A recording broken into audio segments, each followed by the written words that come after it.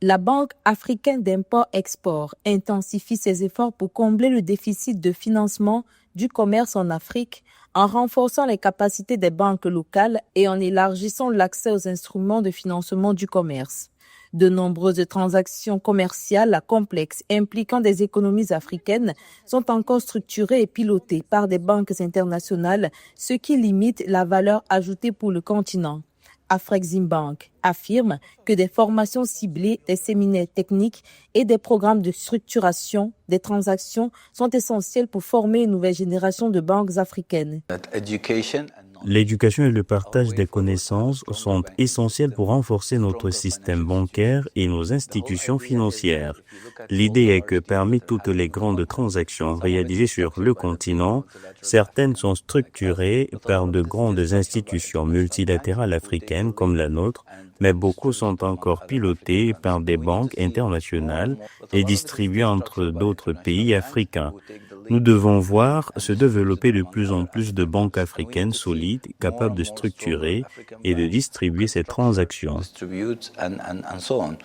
Au-delà du développement des compétences, Afreximbank déploie des outils financiers ciblés pour accroître la liquidité et la capacité à prendre des risques dans le financement du commerce africain.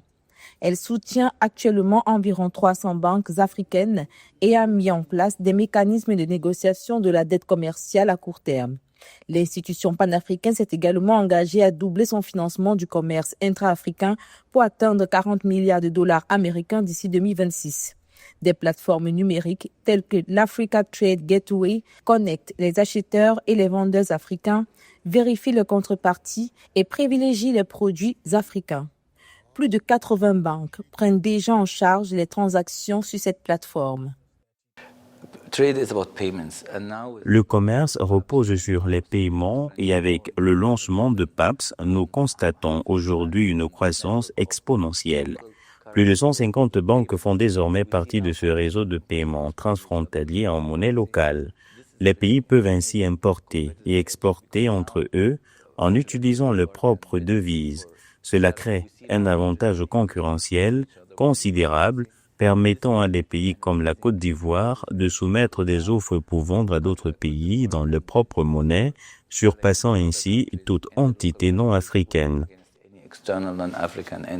Selon Afreximbank, le renforcement des capacités, les instruments innovants de financement du commerce et l'infrastructure de paiement numérique sont essentiels pour libérer le potentiel commercial de l'Afrique.